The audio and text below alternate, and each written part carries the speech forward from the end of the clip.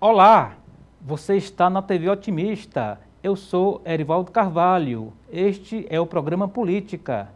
Hoje vamos bater um papo com o presidente da Caixa de Assistência dos Advogados, CAASE, advogado Valdir Xavier.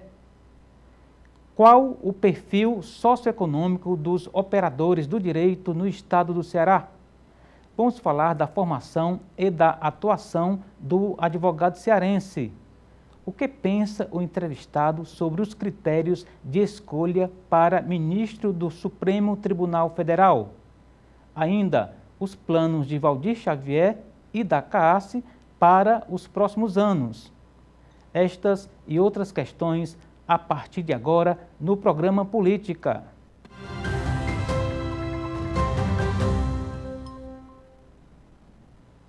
Valdir Xavier de Lima Filho é advogado.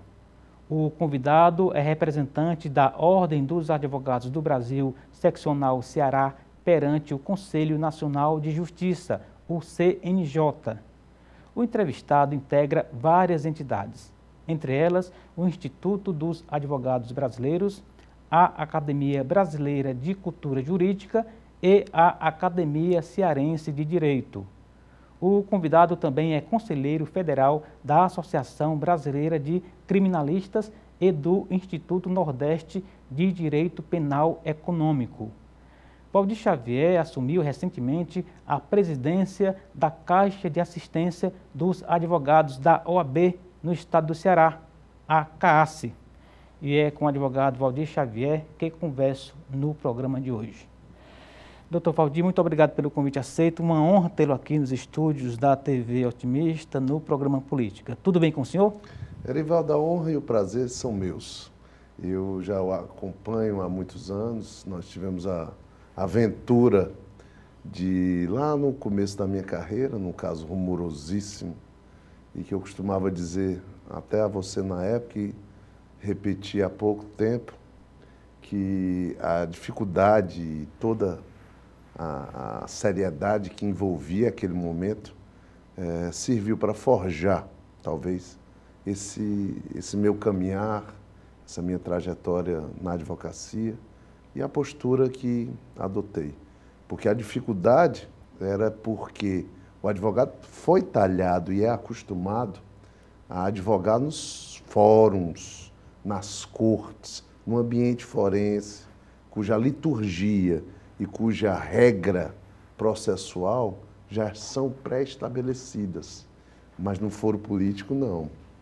E ali foi uma oportunidade, num processo de cassação de mandato parlamentar, com ampla repercussão nacional, para mim foi uma prova de fogo, né? Então eu o conheci ali e pude experimentar, né, sem rasgar muita seda, né, em corpo presente, mas pude experimentar o grande profissional que você sempre foi, o jornalista que é uma referência para todos nós. Muito obrigado. De lá para cá, o senhor cresceu profissionalmente e viu também uma geração se formar. À época, poucas faculdades, poucos cursos de direito, né? Hoje o mercado do direito é muito amplo, doutor Valdir. A qualidade acompanhou esse processo de expansão? Olha, eu sempre me preocupo com isso, Erivaldo. Essa é uma das grandes preocupações nossas, a mim particularmente como advogado, mas institucionalmente como integrante do mosaico administrativo da OAB, atualmente da qualidade de presidente da Caixa, é uma das preocupações institucionais nossas. A questão da qualificação, a questão da inserção do jovem advogado no mercado, a maneira como esse advogado aporta dentro de um mercado já estabelecido, com ampla concorrência, com dificuldades de toda ordem, e em tempos em que o preparo é cada vez mais exigido. Paradoxalmente, apesar de se carecer, né, haver uma necessidade premente de que esse advogado tenha uma formação apurada, né, hoje nós vivemos o que Zygmunt Bauman já antevia da modernidade líquida, né? Uhum. Muita gente hoje tem um conhecimento superficial das coisas, né? O que não é bom. A bagagem do bom advogado, do advogado cuja formação pode irradiar esse conhecimento sobre a área técnica da advocacia, ele tem que vir lastreado numa formação mais sólida em sociologia, filosofia, antropologia. São essas ciências que servem para a cauterização do conhecimento e facilitam o exercício da advocacia. Não se faz advocacia, não se faz o direito sem uma sólida formação. E isso me preocupa, porque você falou aí, na minha época de estudante de direito, da faculdade, só existiam 3 cursos de direito, né? O curso da Unifor, o curso da UFC, da Faculdade de Direito, e um curso no Cariri. Na URCA, né? Na URCA, na Universidade Regional do Cariri. Louve-se a iniciativa dessa formação acadêmica e formação jurídica que foi difundida a partir da Universidade Regional do Cariri também, porque atendeu a toda aquela região do sul do estado do Ceará, mas também atingiu os estados vizinhos e tudo. Muita gente se formou na URCA e ela é responsável por uma excelente formação jurídica também. Hoje há uma profusão de cursos, né? E essa modernidade líquida que eu falava, parafraseando o grande Bauman, ela se espraia também nessa questão dessa profusão de cursos, mas também nessa superficialidade, às vezes, da formação jurídica, né? Perfeito. A OAB fica, então, nesse cenário de expansão do mercado, de demandas por qualificação técnica e humanística, e também serve como filtro, né? Como que a OAB tem atuado nesse sentido para não inibir o mercado e, ao mesmo tempo, tentar entregar para a sociedade bons profissionais, doutor Valdir? Eu conversava hoje cedo com um grande amigo meu e nós tratávamos da questão desse desafio que é estimular e fazer esse trabalho em prol da advocacia, né? Trazer o advogado que não está inserido, digamos assim, nesse espectro institucional da ordem, que são poucos advogados que vivenciam o dia a dia da ordem, mas que tem nela a sua referência como instituição. Então, o grande desafio é trazer esse advogado que está à margem e está, de certa forma, até reconheçamos todos nós, até de certa forma desinteressado pela ambiência institucional. O grande desafio é trazer o advogado para dentro da casa dele, sob todos os aspectos. A ordem, ela desenvolve, como você bem ressaltou aí, o seu trabalho, né, como referência institucional, através das comissões, através do seu conselho estadual. Hoje a ordem tem mais de 100 comissões, salvo engano. Então, o advogado que se interessa por direito ambiental tem uma comissão, direito penitenciário, direitos humanos, direito nuclear. Então, hoje você tem uma gama de especialidades nas comissões que facilitam para o advogado que ingressa no mercado, né? E aí, além dessa estrutura interna do Conselho Seccional, aliás, da seccional, existe também a Escola Superior de Advocacia. Que é a ESA, né? É a ESA, muito bem conduzida lá pelo Pragmácio e sua diretoria, destacando-se também o doutor Rafael Castelo Branco, que é um dos dirigentes lá da ESA, juntamente com a Dara, enfim, com pessoas que têm fomentado esse lado do ensino jurídico, do aperfeiçoamento, porque o profissional entra no mercado e todos nós sabemos a dificuldade de quem é egresso da faculdade e cai dentro do mercado competitivo ao extremo, cada dia mais exigente, né?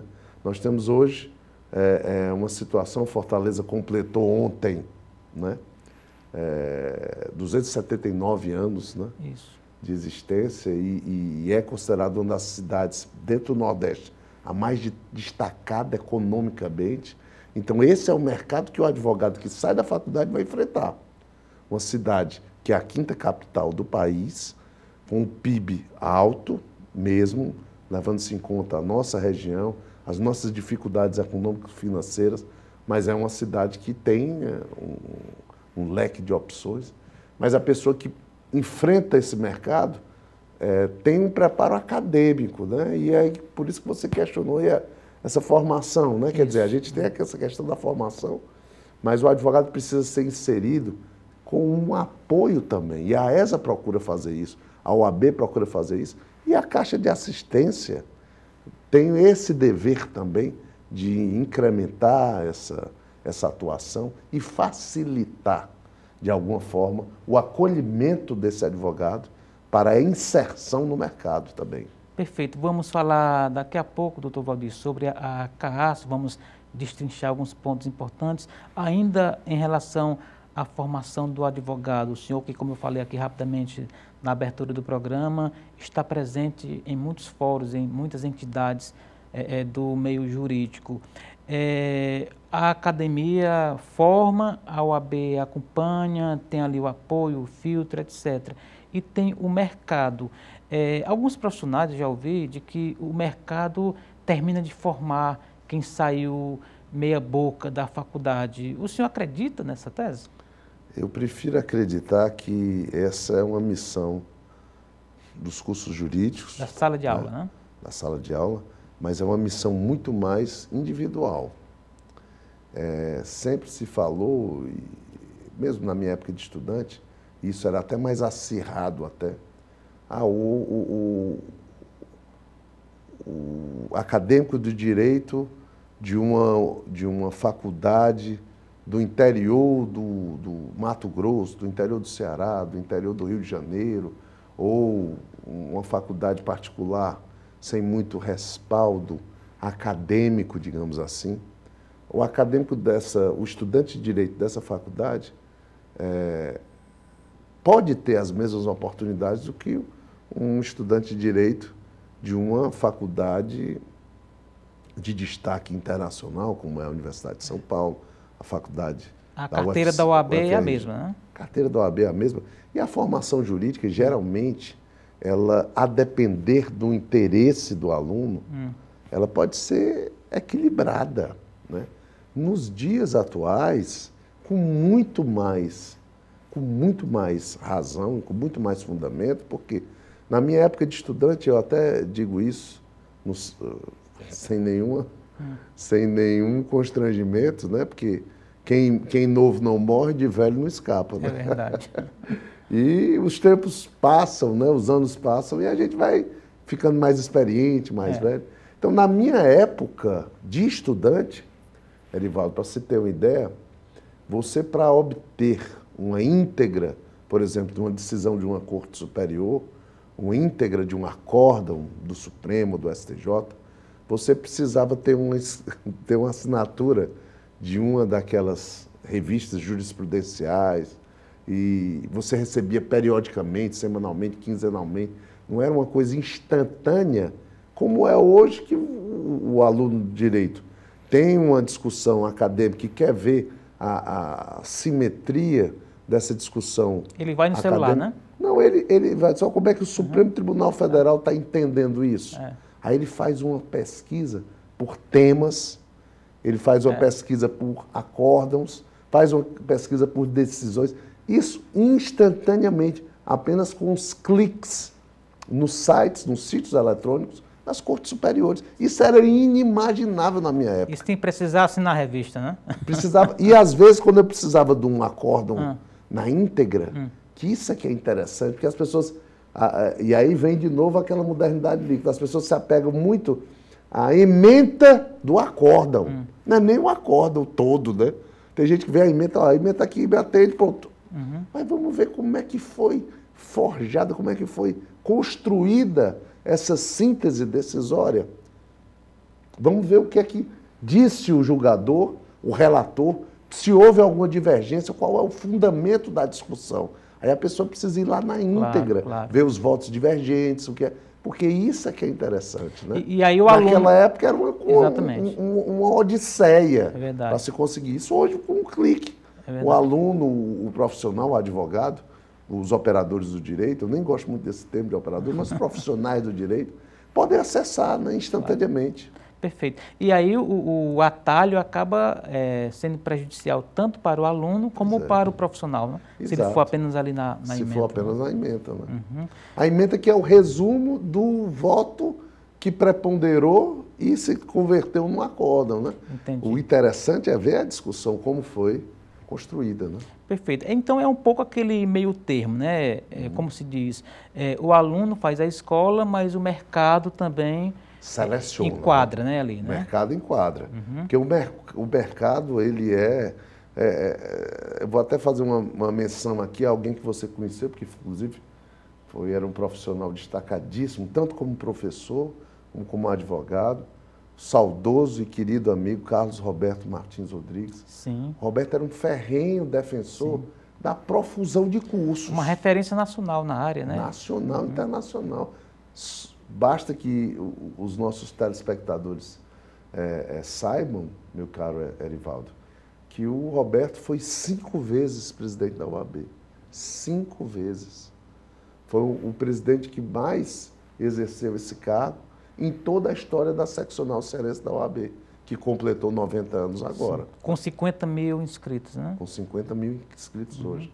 Então, o Roberto dizia uma coisa que era interessante. Ele era um ferrenho defensor dessa profusão de cursos, de qualquer jeito, porque ele diz, olha, o conhecimento tem que ser levado ao destinatário da cognição, do conhecimento, da matéria-prima, né, que é o estudante. Tem que ser levado. Cabe a ele se aprimorar e desenvolver as suas técnicas. Tanto é que ele era um censor, era um crítico do exame de ordem. Rapaz, eu acho uma coisa meio, ele dizia, né, meio pueril. É uma visão, né? Eu acho que o exame de ordem é necessário, particularmente. Sim. Ouso até discordar do meu querido, saudoso amigo. Eu acho que é fundamental, mas é uma modalidade de seleção, às vezes, meio injusta também, né? É verdade. Doutor Valdir, a conversa está muito boa. Vamos fazer um rapidíssimo intervalo. Daqui a pouco a gente retoma desse e de outros pontos aqui no nosso bate-papo, tá bom? Combinado. Daqui a pouco, portanto, mais bate-papo com o advogado Valdir Xavier, aqui conosco no programa Política, na TV Otimista. Não saia daí, a gente volta já.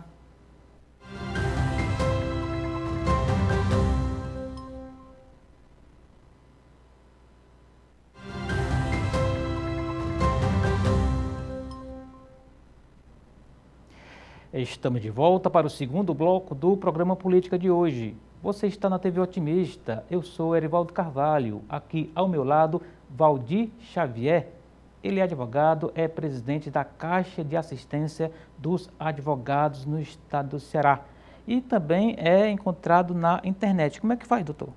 Eu acho isso bom porque isso é uma referência hoje atual indispensável, né? Nós temos um site lá temos o site da Caixa de Assistência, nós temos o Instagram da Caixa de Assistência, CAACE, C-A-A-C-E, e temos também as mídias sociais da OAB, né, que quem quiser acessar, o OAB Ceará, um site aberto, profusão, logicamente, como é o da CAACE. Temos o da ESA, né, da Escola Superior de Advocacia. E tem o meu pessoal, né, Valdir Xavier, advogado, ADV, né, que é o meu Instagram e o meu Facebook. Pouca gente usa hoje, né, mas está lá o Facebook. Está entregando a idade aí, né? Se eu tocar no Orkut aqui, aí todo mundo vai saber. Mas tem um Facebook que é Valdir Xavier, com WX também. É uma ferramenta hoje imprescindível. Né? Mudou a cabeça do advogado, mudou, a rede social, a internet? Mudou. E mudou de uma forma tal que também nos exige uma reflexão também, né?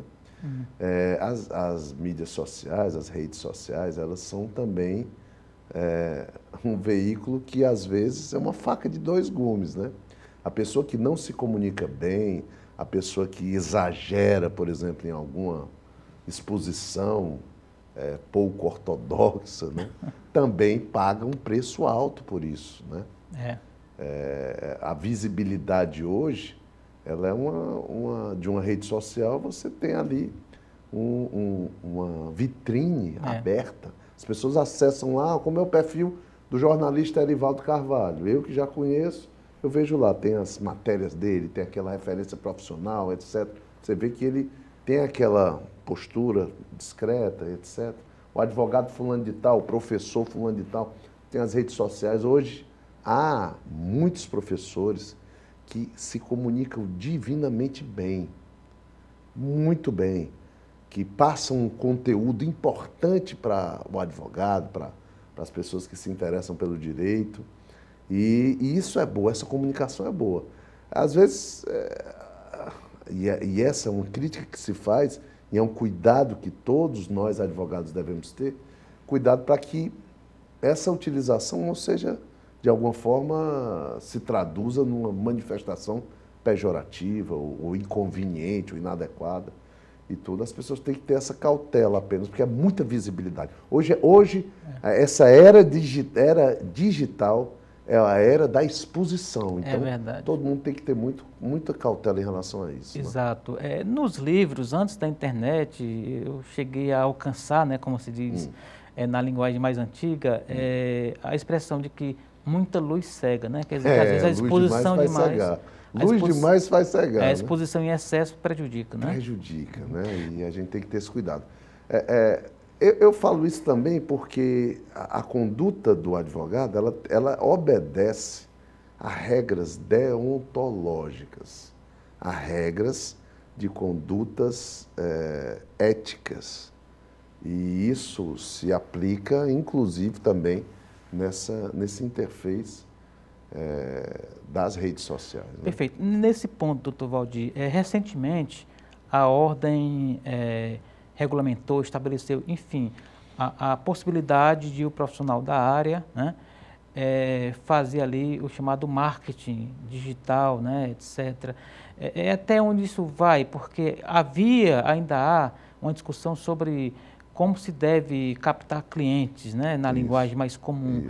E, portanto, às vezes essa exposição é um caça-cliente. Isso é meio polêmico, né? É bem polêmico e é uma das regras deontológicas mais importantes também, que é essa questão de não se utilizar da profissão para uma conduta, digamos assim, predatória. Comercial, né? Predatória, mercadológica, né? Comercial, né?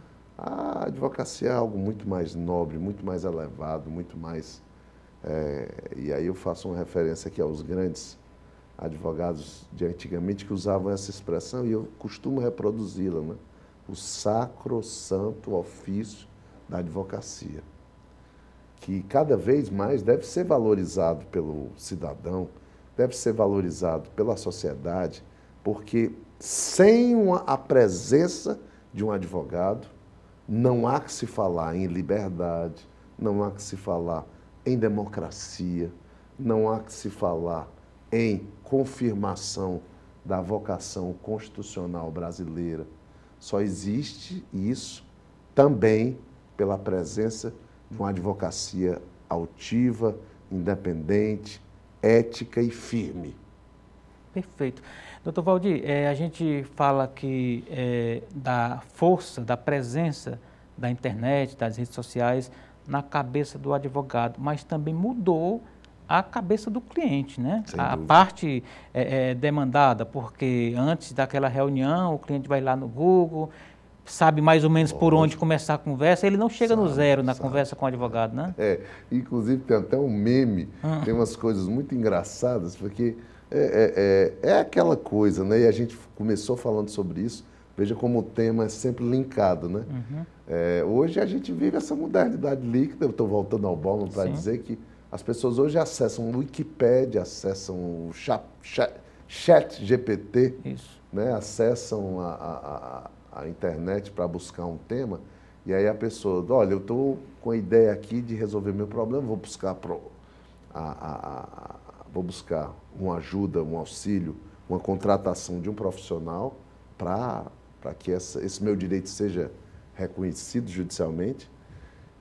Mas eu quero ir preparado. Aí, às vezes, a pessoa, às vezes, dá alguma fundamentação, ainda que superficial, mas às vezes são tiros meio completamente assim, inapropriados. Porque não tem como a pessoa extrair da internet, assim, sem um manejo instrumental do ofício, algo que seja, né, diretamente e completamente absorvido pelo judiciário, né? Perfeito. E aí, com essa visão, essa bagagem, essa vibe, o senhor chegou à presidência da CAAS. Já era da CAAS, mas um dos diretores, né? Isso, era o vice-presidente. Conte um pouco dessa história. A minha história com a Caixa de Assistência é uma história interessante. Eu estou na Ordem dos Advogados, no sistema OAB, digamos assim, desde o começo da minha carreira. E eu devo isso também ao professor Cândido Albuquerque, que foi meu professor na faculdade. Hoje reitor, né? Hoje reitor da Universidade Federal do Ceará. E eu me recordo que quando eu fui receber minha carteira, eu recebi minha carteira, teve a solenidade, e dias depois eu precisei me deslocar ao estado de Goiás para acompanhar um caso rumoroso lá. E eu precisava fazer uma inscrição suplementar, que é a inscrição num outro estado, para eu poder ter uma inscrição no registro na seccional de outro estado da federação. No caso era Goiás. E eu fui lá buscar a minha documentação para fazer essa regularização lá, né? Do jeito que manda o Código de Ética. A sede ainda era na Pontes Vieira, né? Pontes Vieira, né? Pontes Vieira com Estados Unidos, é o novo. Que é a Vigílio Távora. Hoje recebe o nome de talvez um dos maiores governadores de todos os tempos do estado do Ceará, que era o governador e senador Vigílio Távora. Hoje é a Avenida Vigílio Távora, mas antigamente era Estados Unidos. Estados Unidos, Onde tinha o Jumbo, não era? Onde tinha o Jumbo. Erivaldo, você está fazendo uma retrospectiva, né? Mas voltando ao Cândido. Voltando ao Cândido. Cheguei lá para pegar minha documentação e levar para Goiás. Aí ele olhou para mim e disse, ei, Valdir, peraí, você não vai sair daqui sem uma ocupação. Mas meu professor, meu presidente, ele era o presidente da OAB, professor da faculdade. Aí ele disse, não, você vai ser instrutor dos feitos disciplinares do Conselho. Na época não existia ainda o Tribunal de Ética. E aí eram os próprios conselheiros que julgavam as condutas eventualmente anéticas cometidas por algum colega. E esse julgamento ele precisava de uma instrução. E aí para o conselheiro julgar e ainda fazer a instrução era pesado. Então ele tinha instrutores, que era aquele sujeito que colhia a prova, ouvia interrogatório, ouvia testemunha, recebia documentos, analisava, preparava o relatório e encaminhava para o conselheiro. Aí eu passei nos anos 90, né? Se o Alexandre de Moraes estivesse aí, ele resolvia de uma vez só, né? Mas daqui a pouco vamos falar sobre isso. Vamos falar sobre isso. E aí eu comecei na OAB através na qualidade de instrutor de feitos disciplinares. E de lá para cá fui diretor de comissões, participei de comissões várias, né? Fui professor da ESA, ainda sou em alguns cursos, etc. Eu fui do conselho, fui do Tribunal de Ética, secretário-geral, inclusive, do Tribunal de Ética, e cheguei a ser vice-presidente da Caixa de Assistência, no mandato do nosso presidente Arinaldo Dantas. Ele era o presidente, eu era o vice. Então, eu já tinha uma experiência com a Caixa anterior. E agora, nesta gestão, também eu saí como vice-presidente, mais uma vez, da Caixa, vice-presidente do meu querido amigo Lucas Asfa, que acabou assumindo uma outra missão institucional aí, em nível federal, e precisou renunciar, e eu fui aclamado aí pelo Conselho, a quem eu agradeço pela votação unânime, né? E ascendi ao cargo de presidente atualmente.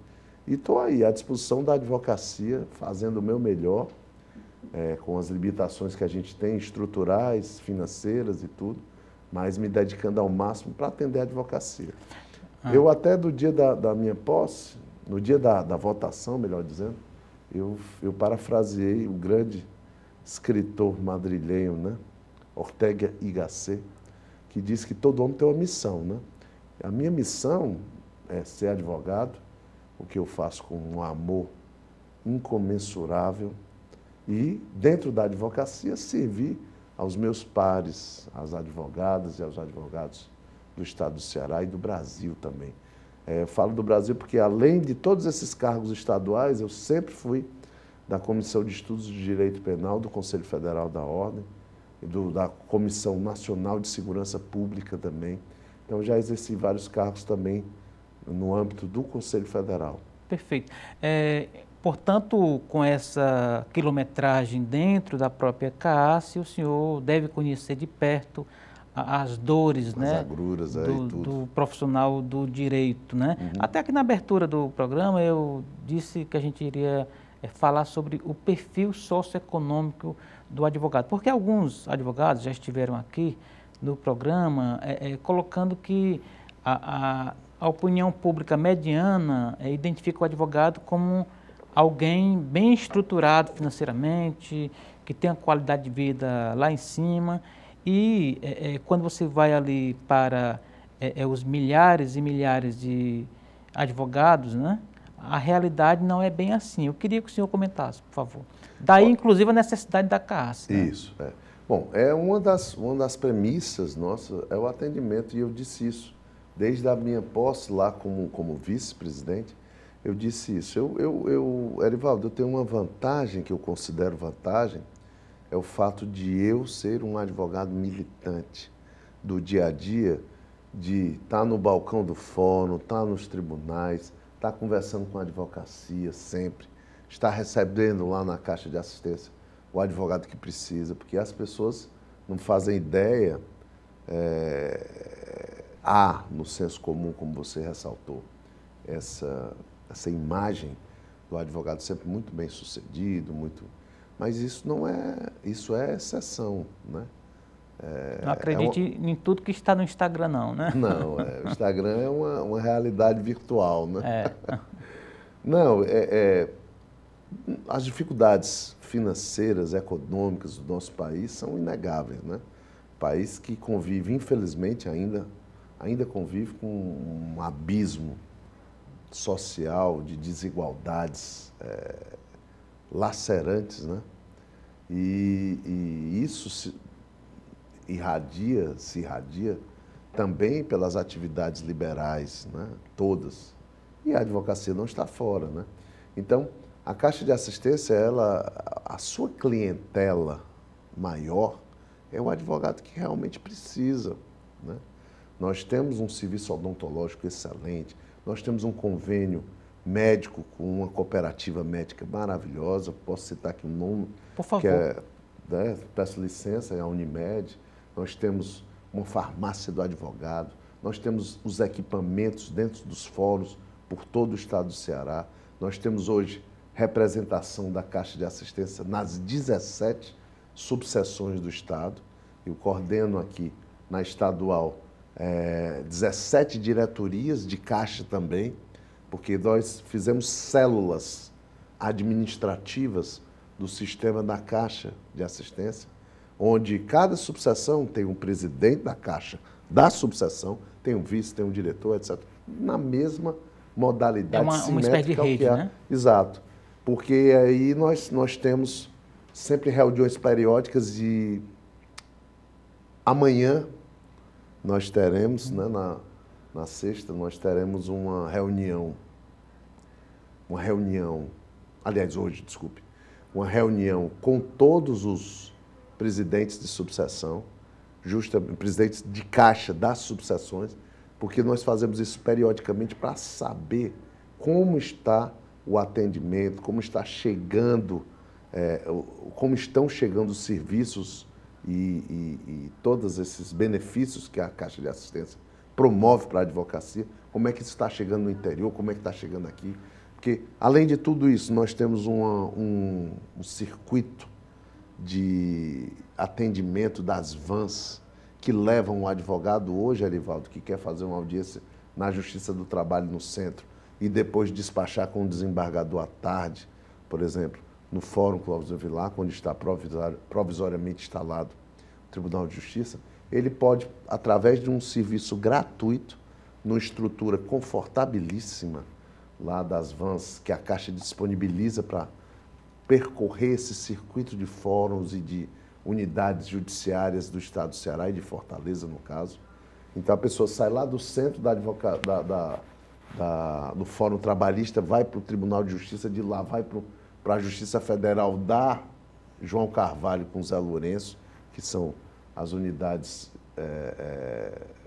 criminais também, federais.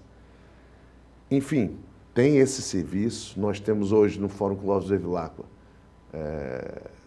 um atendimento, ainda no estacionamento, nós temos um apoio lá estrutural, é um núcleo com 10 computadores, uma secretária atendendo lá, banheiros, uma estrutura climatizada para acolher água, café, biscoitinho lá para acolher o advogado. Nós temos um escritório da Caixa pertinho também, com estrutura boa, com sala de reuniões para atender.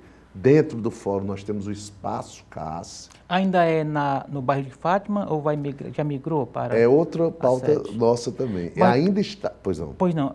Eu queria fazer um intervalo para a gente voltar e joia. falar com mais tranquilidade, tá bom? Beleza, tá então. Daqui a pouco, portanto, estaremos de volta com o terceiro e último bloco do programa Política de hoje com o advogado Valdir Xavier, que é presidente da CAASSE aqui no estado do Ceará. Não saia daí, a gente volta já.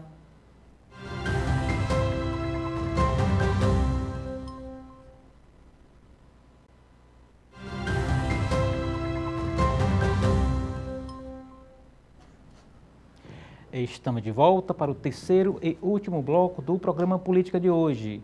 Eu sou Erivaldo Carvalho, você está na TV Otimista. Aqui ao meu lado, Valdir Xavier. Ele é advogado, experiente profissional do meio jurídico e presidente da CAASSE, que é a Caixa de Assistência dos Advogados do Ceará. A gente vinha conversando no último bloco, doutor Valdir, sobre a importância da assistência, que às vezes é até a diferença entre o exercício ou não da profissão, dadas as condições que, como você falou, que de maneira geral são às vezes delicadas para o profissional, né? É verdade. Nós temos essa sensibilidade. Eu acho que eu acabei, nessas duas oportunidades em que sirvo como caixista a toda a advocacia, me foi dada uma oportunidade, ou me foram dadas essas duas oportunidades, de me aproximar mais dessas agruras, dessas vicissitudes, dessas dificuldades que são enfrentadas pelos colegas. Eu reconheço, eu convivo, eu converso, eu chego para atender alguém no presídio, algum cliente, está lá na sala dos advogados, converso com um advogado militante da advocacia criminal, chego no Fórum Federal, converso com os previdenciaristas, converso no Fórum Trabalhista com quem atua na advocacia trabalhista, e eu sempre pergunto como é que está chegando o serviço, como é que nós estamos atendendo a advocacia. Recebo com muita tranquilidade, Erivaldo. Eu acho que quem se propõe a se expor e a tentar desenvolver um trabalho em nível institucional, está realizando a política na essência, né? Isso. Então, eu nada mais sou do que um político institucional da ordem. E deve estar aberto para receber os feedbacks. As críticas, as críticas. Eu acho sensacional quando a pessoa chega para mim e diz, Valdir, olha, eu gosto muito de você, meu irmão, mas está faltando isso aqui na caixa, está não sei o que, tá. E eu imediatamente, isso eu quero fazer um agradecimento público à nossa equipe lá da Caixa, que imediatamente eu aciono ou a Ledinha, ou a Carla, ou a Débora, ou a nossa vice-presidente querida Chiquinha Castelo Branco. Chiquinha, vamos resolver isso, pelo amor de Deus, um está reclamando disso, a colega advogada está reclamando daquilo. Que às vezes é uma voz que representa muitos, né? Muita gente. E se a pessoa não souber e não tiver a humildade de dizer, meu irmão, você está certo, vamos tentar melhorar isso aqui mesmo, vamos resolver isso aqui, vamos ir para cima. Então, tal qual o político convencional, alguém que está no exercício de um mandato outorgado pela classe, eu recebi voto. Sim, sim. Eu sou um dirigente eleito, Isso. eu não sou um dirigente indicado. Então eu tenho uma responsabilidade com quem votou em mim. E uma responsabilidade maior ainda com quem não votou, Erivaldo. Exato. Porque é advogado também e merece a minha atenção, merece a minha dedicação. E paga a mesma anuidade que há quem diga, entre advogados, que não é tão módica assim. Não, não é tão módica. E a gente tenta minimizar, por exemplo, o presidente Arinaldo, isso já vem de outras gestões, mesmo as gestões anteriores, também a gente sempre procurou estimular, por exemplo, o fomento do ensino jurídico com os cursos que a ESA dispõe, e a pessoa, o profissional que se submete a esses cursos, ela recebe um abatimento. Entendi. Nós estamos institucionalizando agora, e é bom que a advocacia saiba, eu estou implementando agora um aplicativo da Caixa de Assistência revolucionário e que, além de oferecer na palma da mão dessa nossa era digital, uma gama de serviços que nós teremos e a pessoa no smartphone, o colega advogado ou advogada, que quiser acessar, vai saber onde é que tem um desconto em determinado restaurante, em determinada loja, para comprar um paletó, para comprar um taillé para as advogadas, etc.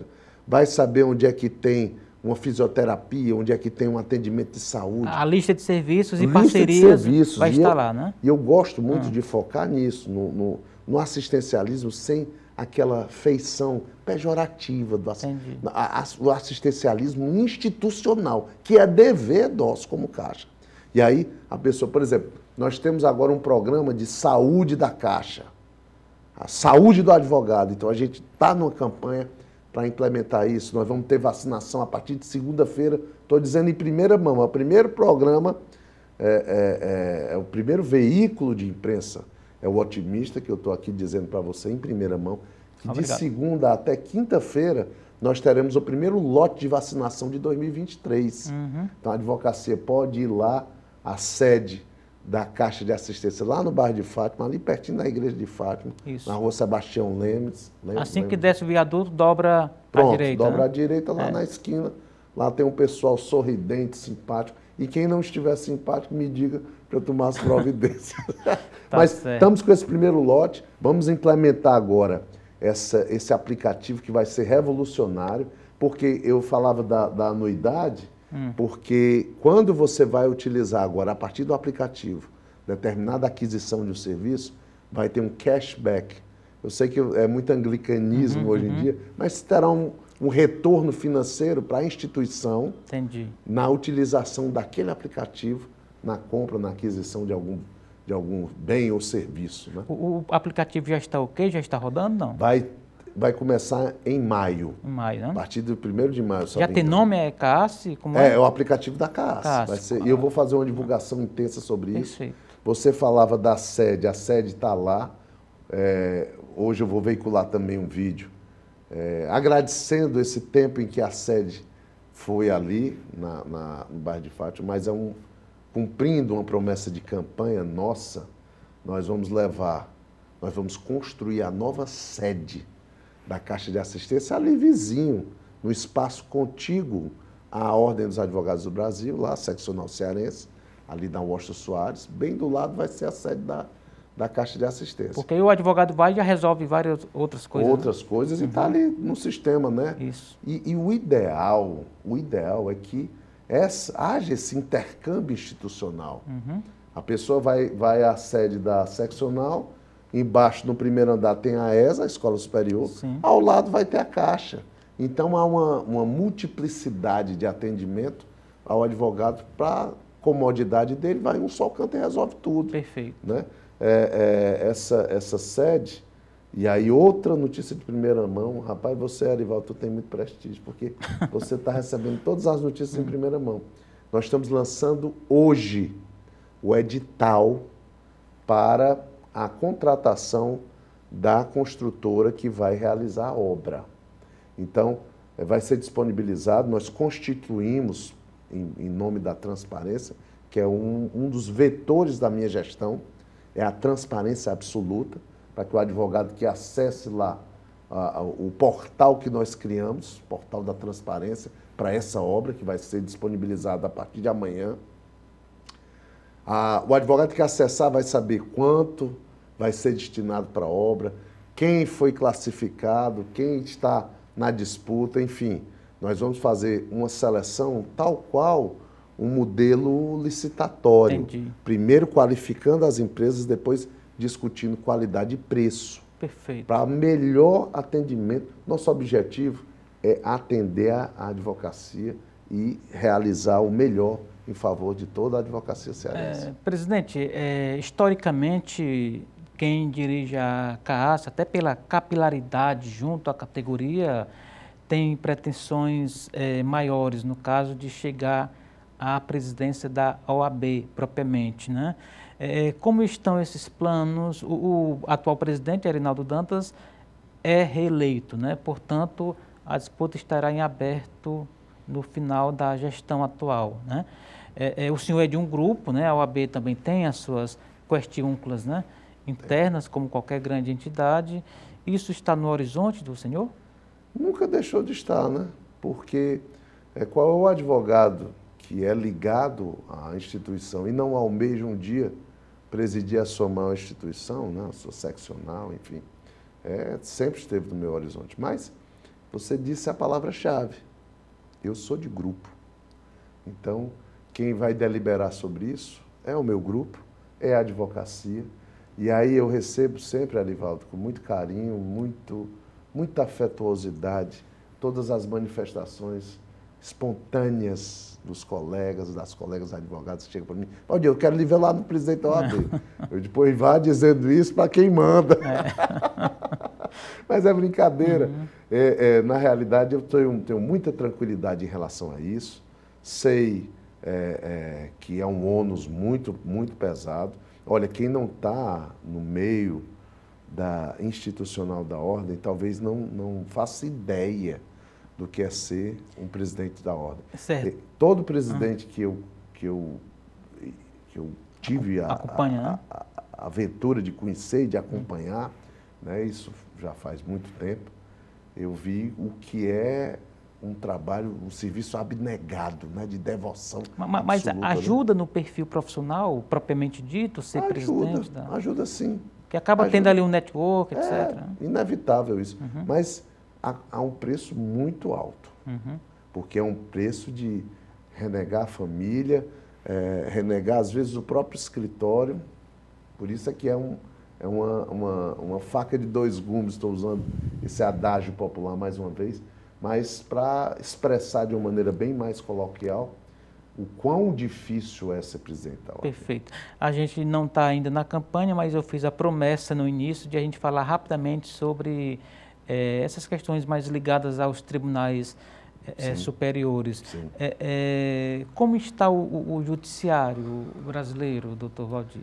Olha, a radiografia... Linkando com a questão do STF. Viu? Isso, linkando com o STF. A radiografia do sistema judiciário brasileiro é uma radiografia que detecta alguns avanços significativos, mas é uma radiografia que, infelizmente, revela também fissuras desse próprio sistema que já se arrastam há anos, há décadas, e que, infelizmente, desafiam até a própria construção de um sistema judiciário cada vez mais igualitário, mais o senhor fala do ativismo no judiciário também? Com isso também. Eu vou fazer o link, inclusive, com o ativismo. Hoje, o jurisdicionado, e a minha experiência como advogado há essas décadas, vou completar a 3ª década de advocacia, parece que foi ontem, mas essa experiência desses anos todos me revelaram uma qualidade assim identificada nesse jurisdicionado. A pessoa que recorre à justiça, Arivaldo, ela quer uma resposta. É lógico que, se for uma resposta positiva à sua pretensão, é um deleite, é ótimo, né? mas ela quer uma resposta, ainda que negativa. Então, um processo que dura 23 anos para receber um desfecho sentencial é um martírio. É uma, como diria Rui Barbosa, justiça tardia é injustiça. Começa numa geração, termina em outra, às vezes. Termina em outra, né? Então, eu estou dando aqui Sim. um exemplo abstrato, eu não estou falando de unidade judiciária nenhuma, mas eu estou dizendo é que o judiciário tem essa missão de não permitir que isso se protraia de maneira tão indefinida no tempo, né? Nós temos um gargalo nacional do primeiro grau e é de se reconhecer também que por absoluta falta também de estrutura, mas também de falta de qualificação, de falta de interesse, de falta de... Enfim, aquelas mazelas que as pessoas que estão na convivência forense do dia a dia sabem. Então, há um gargalo no primeiro grau, e eu vou trazer aqui para um espectro cearense. Nosso segundo grau, o Tribunal de Justiça, tem fluído bem nas apreciações, né? Os tribunais superiores também. E aí vem o grande desafio, e a inteligência artificial, e a delegação a uma máquina do poder jurisdicional, né? Você hoje, para subir um recurso especial para o STJ, um extraordinário para o Supremo Tribunal Federal, existe um filtro artificial de inteligência que diz, olha, essa discussão aqui vai ser obstada por força de uma súmula tal, uma apreciação praticamente objetiva, né? E isso é um perigo porque pode se cometer quando há quando há um filtro, quando há uma seleção tão horizontal dessa, você corre o risco de cometer muitas injustiças. Perfeito. Então. Doutor, a gente vai ter outras oportunidades de conversar sobre este e outros pontos, né? De repente, até durante aí a próxima campanha da Ordem. Uhum. Por hora, eu agradeço imensamente a sua presença, em ter dividido conosco aqui parte da sua experiência, da sua inteligência. Desculpe eu ter me alongado tanto. Não, faz parte, inclusive isso é muito importante. As suas despedidas, por favor. Bom, eu serei bem breve nas minhas despedidas. A minha despedida, ela é conjugada com uma voz de agradecimento à Casa TV Otimista, especificamente, a toda a sua direção, a você, Erivaldo, que eu estou tendo a felicidade de revê-lo aqui, a honra de ser por você entrevistado. Agradecer a minha advocacia querida, eu estou aqui por vocês todos, né? Estou de portas escancaradas lá na Caixa à disposição de todos vocês e dando o meu melhor. Perfeito. Para concluir de verdade, a sua rede social, por favor. Valdir Xavier ADV, né?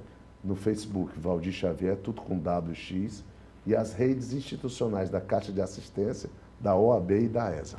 Perfeito, doutor Valdir Xavier. O nosso muito obrigado, parabéns, boa sorte na caminhada. Eu que agradeço.